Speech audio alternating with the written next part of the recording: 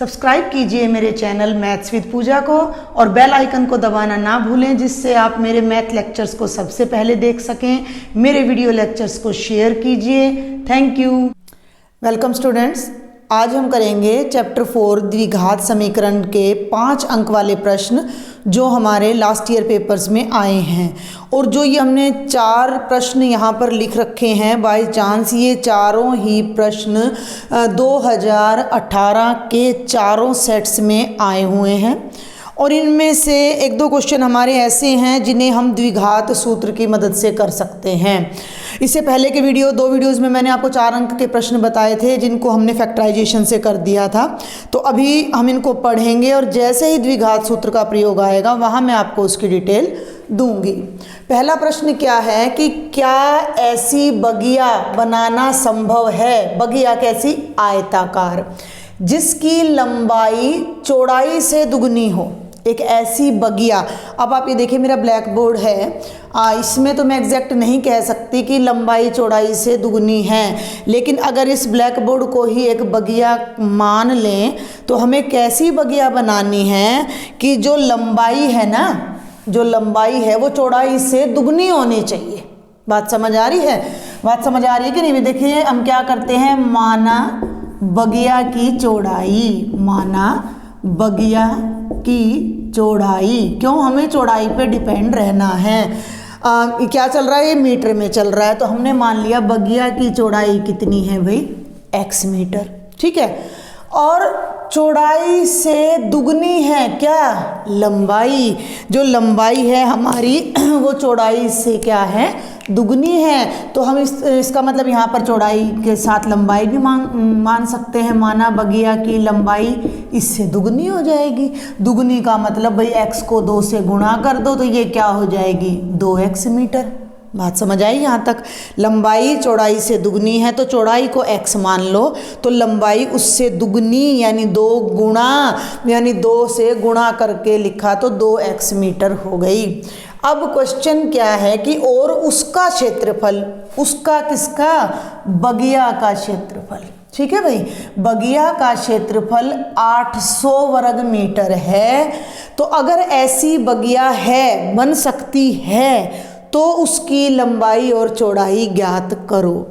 हमें एक क्वेश्चन दिया गया है कि क्या एक ऐसी आयताकार बगिया बनाई जा सकती है जिसकी चौड़ाई से लंबाई दुगनी हो। यानी लंबाई तो देखो ज़्यादा ही लेके चलते हैं हम, तो लंबाई तो दुगनी है, और पूरी बगिया का जो क्षेत्रफल है, बगिया ने जो जगह घेर रखी है वो कितनी है, 800 वर्ग मीटर। अगर ऐसी बगिया बन सकती है तो आपने उसकी लंबाई भी बतानी है कितनी हो सकती है, और चौड़ाई भी।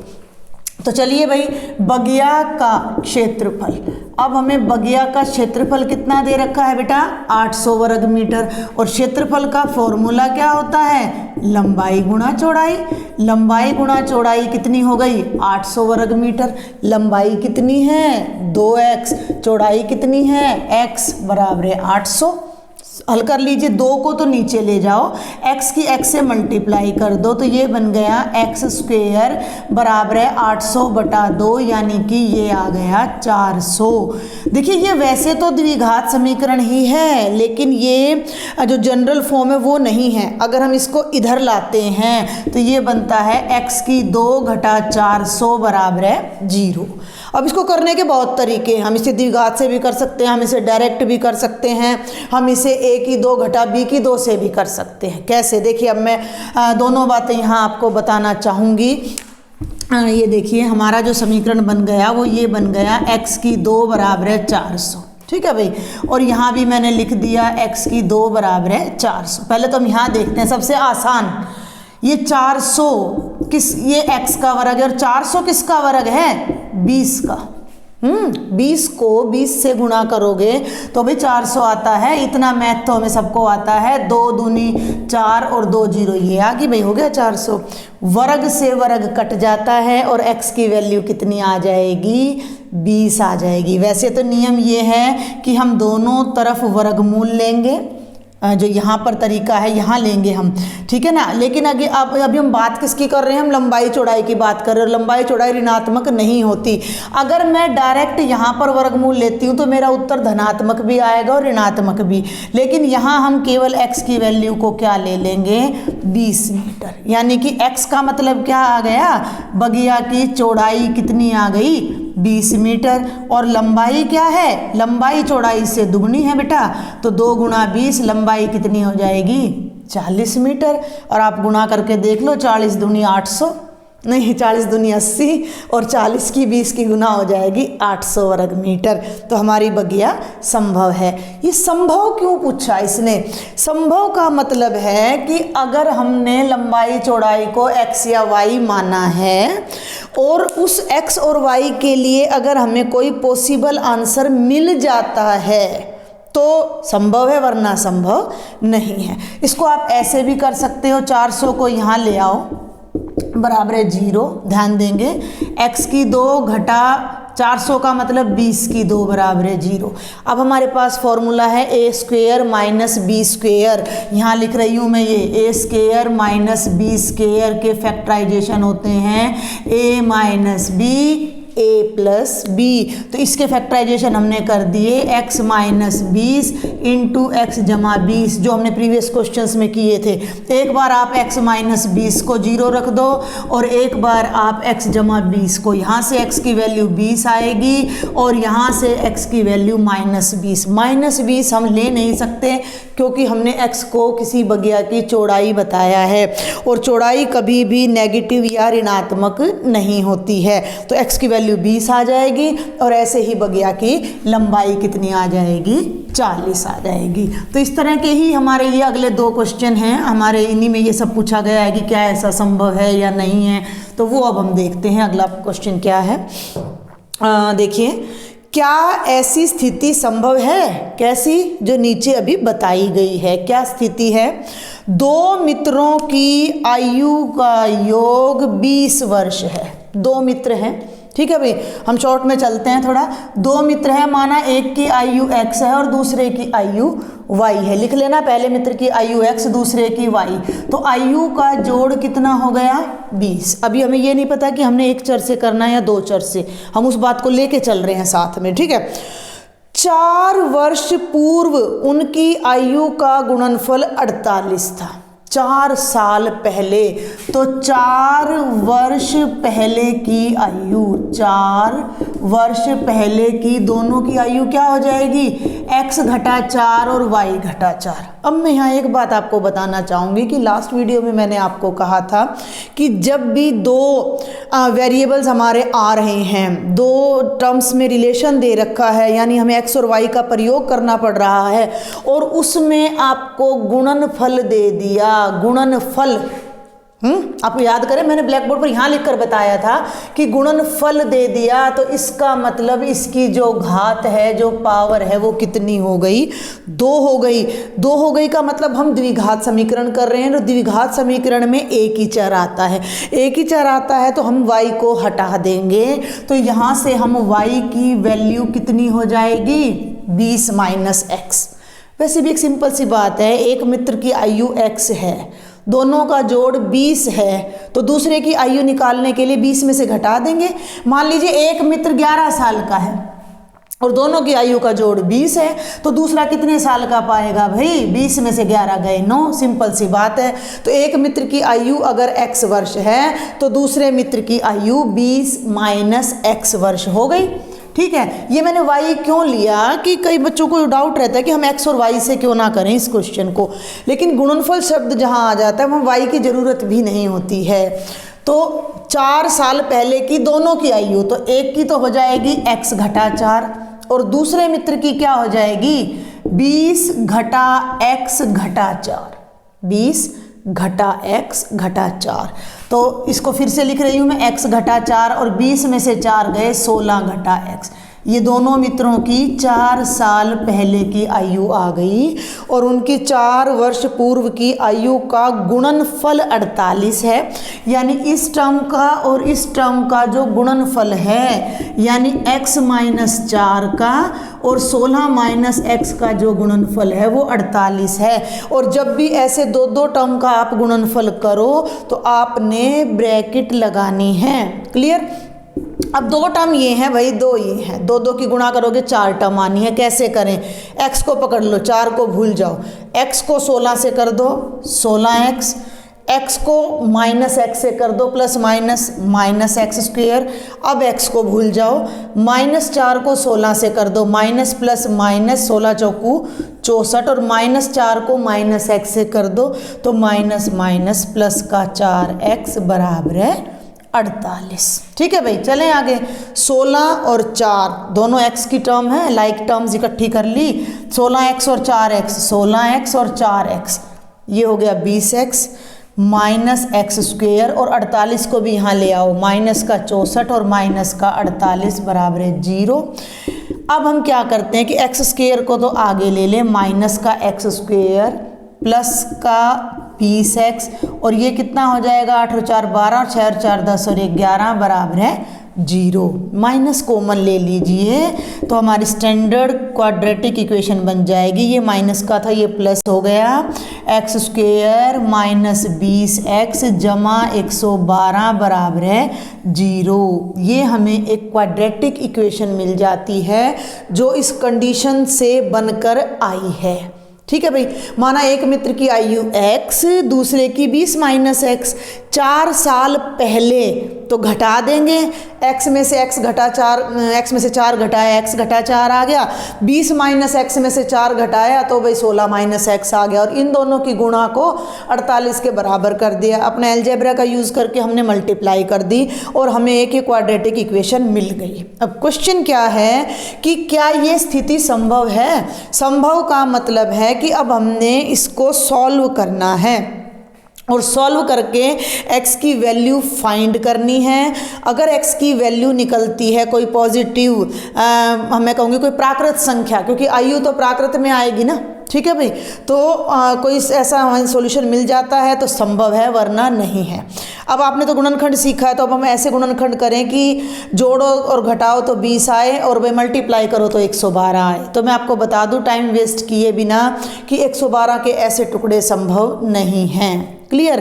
तो अब हम क्या करें भाई, जब टुकड़े संभव नहीं है तो ये मैं रब करूँगी यहाँ से, तो हमें अब यहाँ इस्तेमाल करना है अपने द्विघात सूत्र का, जिसको अब मैं यहाँ आपको बताने जा रही हूँ कि अगर हमारी कोई क्वाड्रेटिक इक्वेशन है ax स्क्वेयर प्लस bx जमा c बराबर 0 और कई कोशिशों के बाद भी हम फैक्टराइज नहीं कर पा रहे या हमें समझ नहीं आ रहा कि फैक्टर कैसे बनाए, एग्ज़ाम में हमें देर हो रही है, तो हमारे पास एक और तरीका है जिसे हम बोलते हैं द्विघात सूत्र। ठीक है भाई, और वो सूत्र क्या होता है? हम इस इक्वेशन में से a फाइंड करेंगे, b फाइंड करेंगे और c फाइंड करेंगे। ठीक है, बल्कि मैं ऐसा करती हूँ, पार्टीशन कर लेती हूँ और दोनों को ना आपको थोड़ा अच्छे से दोनों तरफ ले लेती हूँ मैं। ये है ax स्क्वेयर जमा bx जमा c बराबर 0 और ये हमारी ये वाली इक्वेशन है x स्क्वेयर माइनस 20x जमा 112 बराबर है 0। क्लियर भाई? तो ये हमने अब इसको सॉल्व करना है, समझे जरा ध्यान से। अगर हम फैक्टराइजेशन नहीं कर पा रहे हैं तो इसमें से a b c निकालें और हम सबसे पहले निकालते हैं विविक्तर, डिस्क्रिमिनेंट इंग्लिश में बोलते हैं। तो विविक्तर क्या होता है हमारा? विविक्तर का मतलब डिस्क्रिमिनेंट, और डिस्क्रिमिनेंट का पहला अक्षर d होता है जो कि होता है b स्क्वेयर माइनस 4ac। ठीक है, b x का कोफिशेंट, उसका स्क्वेयर कर दिया, माइनस 4ac से इसको गुणा कर दिया और इसकी हेल्प से हम x की वैल्यू को डायरेक्ट निकाल सकते हैं। ये सब हमने अपने जब मैंने चैप्टर कराया तब मैंने बता भी रखा है। Minus b plus minus b square minus 4ac का √/2a ये होता है। इसे हम ऐसे भी लिख देते हैं कि माइनस का b और इसकी जगह लिख दिया d का √/2a। ये हमारा सॉल्यूशन होता है, द्विघात सूत्र होता है, जिससे हम x की वैल्यू को डायरेक्ट निकाल सकते हैं। बट इसमें भी एक दिक्कत है। क्या दिक्कत है कि यहाँ हमने b² - 4ac का लिया है अंडर रूट। अब ये अंडर रूट अगर निकलेगा तो आंसर आएगा, अदरवाइज नहीं आएगा। ठीक है, तो वहाँ हमारे 3 केस फर्दर बन जाते हैं। इसी एक लेक्चर में आपका पूरे 4th एक्सरसाइज का रिवीजन हो जाता है। अगर हमारा ये b² - 4ac पॉजिटिव है, केस नंबर 1 ध्यान देंगे जल्दी से। अगर b² - 4ac पॉजिटिव है, मान लीजिए ये 16 है तो इसका जो वर्गमूल आएगा वो 4 आएगा। तो एक बार जमा का 4 आएगा, एक बार घटा का, तो 2 बार हमारे 2 आंसर आ जाएंगे। तो हमारे 2 वास्तविक और भिन्न हल होंगे, वास्तविक और भिन्न हल होंगे, यानी जो हमारे दोनों सॉल्यूशन होंगे वो डिफरेंट होंगे।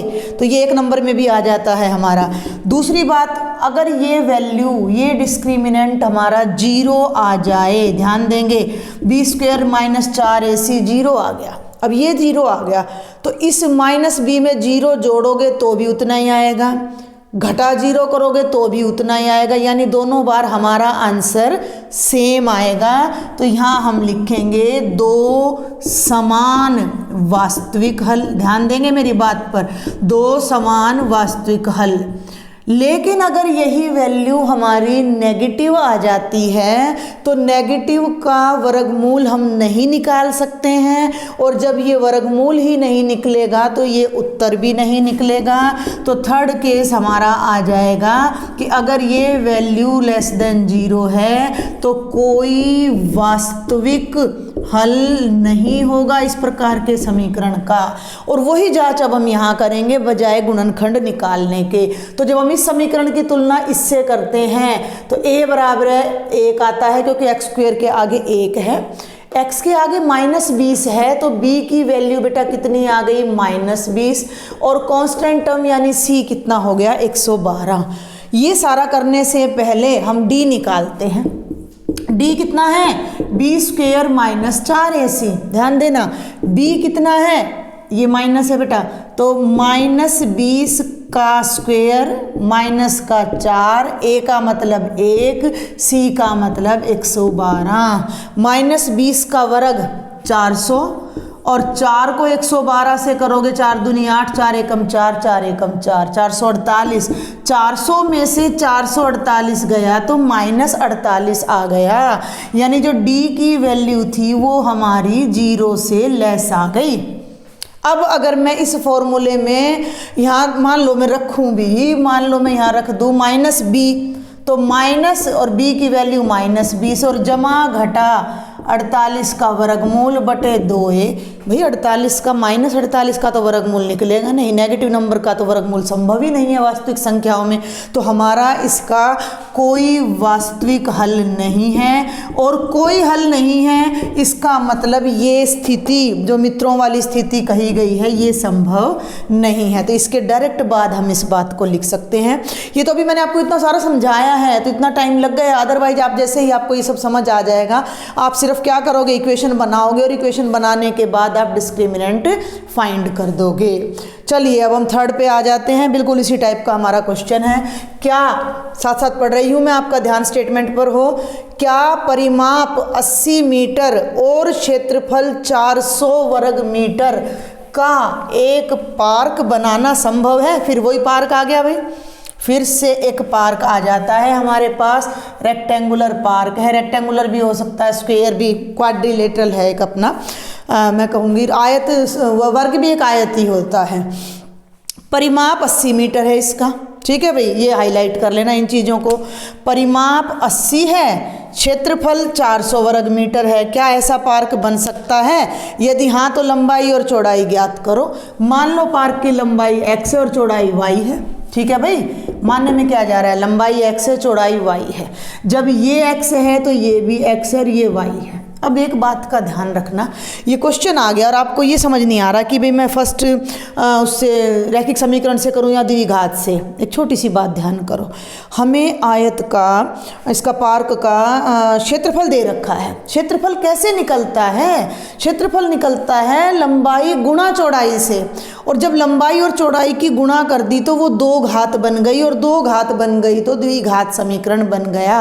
यानी हमें y की ज़रूरत नहीं है, हमें y को x में बदलना पड़ेगा। क्लियर? हमें y को x में बदलना है। तो ये लिख लीजिएगा कि आयताकार पार्क की, आप अपने आप लिख लीजिएगा, पार्क की लंबाई माना x मीटर और भाई चौड़ाई आपकी कितनी हो गई y मीटर, और जो परिमाप है ये आपका परिमाप ये कितना हो गया 80 मीटर। परिमाप का मतलब चारों बाउंड्रीज का सम x जमा वाई जमा x जमा वाई, यानी 2 ब्रैकेट x जमा वाई, भाई 2x जमा 2y बराबर है 80, 2 से भाग कर दो तो x जमा वाई बराबर है 40, और y कितना आ गया 40 माइनस x। अब दूसरी कंडीशन क्या है, यहीं पैरेलल लिख लेते हैं। जो क्षेत्रफल है भाई वो कितना है 400 वर्ग मीटर है। क्षेत्रफल का मतलब लंबाई गुणा चौड़ाई, लंबाई गुणा चौड़ाई बराबर है 400। मैं केवल हिंट्स दे रही हूँ आपको। तो लंबाई तो हो गई x और चौड़ाई हो गई 40 माइनस x बराबर है 400। क्लियर? सॉल्व कर लीजिए, ये बन जाएगा x को 40 से गुणा करोगे 40x, x को x से करोगे माइनस एक्स स्क्वेयर बराबर है 400। सबको इधर ले आओ या उधर ले जाओ, 0 सब में उधर ले गई, ये दोनों टर्म्स उठाकर मैं उधर ले गई, तो 0 बराबर है 400 घटा 40x जमा एक्स स्क्वेयर। ध्यान देंगे, या एक्स स्क्वेयर माइनस 40x जमा 400 बराबर है 0। ये हमारा द्विघात समीकरण बन गया है, और इसके टुकड़े भी संभव हैं। 20 20 40 और 20 20 की गुणा होती है 400। समझ रहे हैं मेरी बात को? 20 और 20 40 और 20 20 की गुणा होती है 400। लेकिन मैं इसको आपको कराऊंगी द्विघात सूत्र से। तो a की वैल्यू आ गई 1, x का कोफिशिएंट b कहलाता है तो -40, कांस्टेंट टर्म c कहलाती है तो 400। पहले आप d निकाल लीजिए, b स्क्वायर माइनस 4ac। ध्यान देंगे, b का मतलब -40 का स्क्वायर, और इसका मतलब 4, a का मतलब 1 और c का मतलब 400। ध्यान दें, 40 का स्क्वायर 400, 40 का स्क्वायर 4 चौक 1600 और 4 चौक 1600, दोनों ही 1600 आ गए। तो 1600 में से 1600 गए तो d की वैल्यू 0 आ गई। इट मीन्स हमारा सॉल्यूशन पॉसिबल है। वो सॉल्यूशन मैं यहाँ करके आपको दिखा रही हूँ कि x बराबर हमने क्या देखा था, -b जमा घटा b स्क्वायर माइनस 4ac का under root divided by 2a। Clear? तो x is equal to -b, एक माइनस यहाँ है, एक माइनस b पर ऑलरेडी है तो -40, और ये 0 है तो 0 का under root 0 divided by 2a। Minus minus plus 40 जमा घटा 0, a का मतलब भाई 1 था तो 2 एकम 2। अब आप कहोगे 2 आंसर कैसे आएंगे यहाँ पर? ठीक है, कई बच्चे कह देते हैं जी द्विघात के 2 आंसर कैसे आएंगे, तो आप इसको लिखोगे 40 जमा 0 बटे 2 और 40 घटा 0 बटे 2 यानी 40 बटे 2 यानी 20 20। तो x की जो दोनों वैल्यूज़ हैं वो कितनी आ गई? 20 आ गई। अब x 20 है तो y कितना है? y है 40 घटा x, तो y भी कितना हो जाएगा? 20 ही हो जाएगा। इसका मतलब इस पार्क की लंबाई और चौड़ाई बराबर है, और वो एक आयत नहीं है, वो एक वर्ग है। तो हमारा क्वेश्चन था कि क्या ऐसा पार्क बनाना संभव है? तो जैसे ही हमारा वहाँ D0 आया था वहीं हमने लिखना है कि हाँ ऐसा पार्क बनाना संभव है। और अब ये उस पार्क की हमने ज्ञात कर दी लंबाई और चौड़ाई। ये 5 नंबर में आपको 2018 में दिए गए हैं। तो ये वाला क्वेश्चन तो मैं कह सकती हूँ कि थोड़ा सा भाई लेंथी है, डिज़र्व करता है ये 5 मार्क्स। अदरवाइज़ तो पहले दोनों तो बहुत ही आसान थे, और जो अभी हम ये लास्ट क्वेश्चन करने जा रहे हैं ये भी वेरी वेरी वेरी इजी है। देखिए ज़रा, द्विघात समीकरण मैंने लिखा नहीं है, द्विघात समीकरण 2x² जमा kx जमा 3 बराबर है 0 में k का मान ज्ञात कीजिए। भाई इसमें हम k की जगह क्या रखें कि समीकरण के दोनों मूल बराबर हों। मैं k का मान ज्ञात करो यदि उसके दो बराबर मूल हो। भाई हमें ये एक द्विघात समीकरण दे दिया और इसके दोनों मूल हमने बराबर बताने हैं कि अगर इसके मूल बराबर हैं तो k के प्लेस पर क्या आना चाहिए।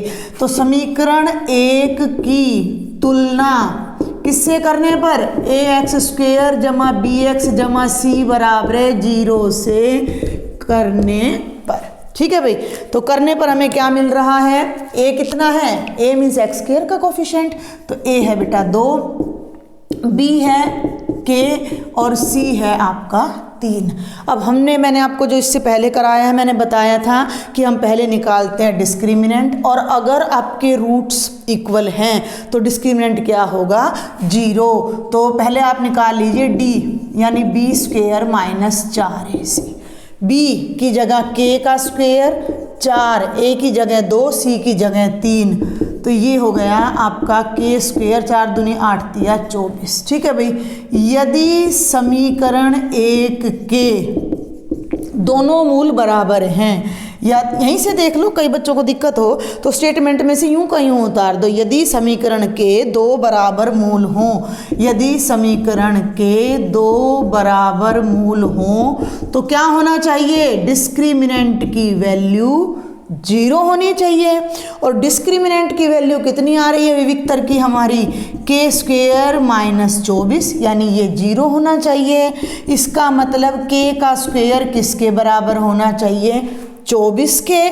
दोनों तरफ वर्गमूल ले लीजिए, तो स्क्वायर से तो वर्गमूल, देखिए जब भी स्क्वायर है और उस पर वर्गमूल लेते हो तो पॉजिटिव वैल्यू लेनी है, लेकिन अगर किसी नंबर पर अंडर रूट है केवल बिना स्क्वायर के तो पॉजिटिव और नेगेटिव दोनों वैल्यू आपने लेनी है। तो k बराबर है, अब 24 को देखो भाई, 24 को हम कैसे लिख सकते हैं कि ये वर्गमूल बने, 24 तो पूर्ण वर्ग नहीं है, तो 4 छिक 24, 4 पूर्ण वर्ग होगा, 6 नहीं होगा, तो ये हो गया 4 गुणा 6 का वर्गमूल। अब ये हो जाएगा 4 का भी वर्गमूल और 6 का भी वर्गमूल, और इसको आप अलग अलग करोगे तो 4 का तो हो जाएगा 2 जमा घटा 2 वर्गमूल 6। मैं एक बार वेरीफाई कर देती हूँ इसका आंसर, इज इट राइट और not, yes it's absolutely right. ये मैंने आपको इतना खोल के दिखाया, उसकी ज़रूरत नहीं है एग्जाम में, अगर आपको समझ आता है कि भाई 24 का अंडर रूट कैसे करना है। तो 4 छिक 24 प्लस माइनस 2√6, अगर हम k की जगह पर प्लस का 2√6 रखें या k की जगह पर माइनस का 2√6 रखें तो दोनों ही कंडीशन में हमारे जो रूट हैं वो सेम आ जाएंगे। तो ये आपके थे 4 और क्वेश्चन जो कि 5 मार्क्स में 2018 में आए हुए थे।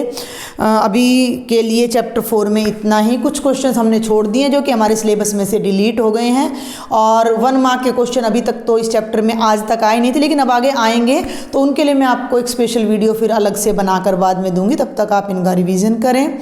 आपको कोई भी डाउट है, कोई आपका सजेशन है मेरे लिए, तो प्लीज़ आप कमेंट बॉक्स में ज़रूर लिखें। आप कमेंट्स ज़रूर किया कीजिए अगर आप मेरे वीडियो कंप्लीट देखते हैं तो, और if you like then please share with your friends and subscribe my channel. Thank you.